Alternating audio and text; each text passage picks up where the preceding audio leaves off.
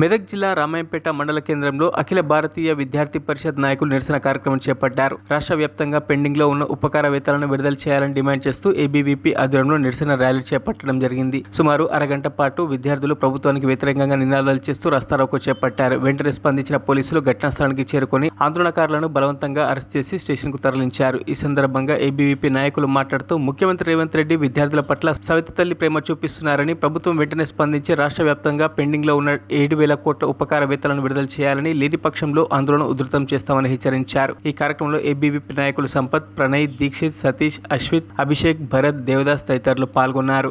రామాయంపేట శాఖ ఆధ్వర్యంలో ధర్నా కార్యక్రమం నిర్వహించడం జరుగుతోంది. ఎందుకంటే ఈ తెలంగాణ రాష్ట్రంలో విద్యార్థులకు రావాల్సిన స్కాలర్షిప్లను, ఫీజు రింబర్స్మెంట్లను ఇంతవరకు ఉన్నటువంటి ప్రభుత్వం కూడా విడుదల చేయకుండా సిగ్గుచేటు. ఈ ప్రస్తుతం ఉన్నటువంటి రేవంత్ రెడ్డి విద్యార్థుల పైన సవతి తల ప్రేమ చూపిస్తున్నాడు. వెంటనే విద్యార్థులకి స్కాలర్షిప్లు విడుదల చేయాలి. పెండింగ్ లో ఉన్నటువంటి 7,000 కోట్ల స్కాలర్షిప్లను విడుదల చేయాలని అఖిల భారతీయ విద్యార్థి పరిషత్ డిమాండ్ చేస్తోంది. లేకపోతే రాష్ట్ర వ్యాప్తంగా ఉద్యమాలు చేసైనా సరే కేసీఆర్కి ఏ గతి అయితే పట్టిందో నీకు కూడా అదే గతి పట్టినట్టు చేస్తామని విద్యార్థి పరిషత్ తెలియజేస్తోంది. విద్యార్థులకు అదేవిధంగా విద్యాశాఖ మంత్రిని ఇంతవరకు నియమించకపోవడం సిగ్గుచేటు. ఈ రాష్ట్ర ప్రభుత్వానికి మధ్యానికి మంత్రిని నియమించే తెలివి ఉన్నది, కానీ విద్యాశాఖ మంత్రిని నియమించే తెలివి లేదు.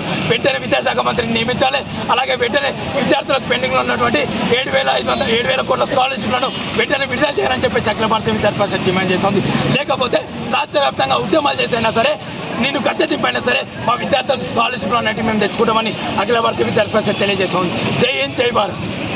మరిన్ని అప్డేట్స్ కోసం మా ఛానల్ని సబ్స్క్రైబ్ చేయండి.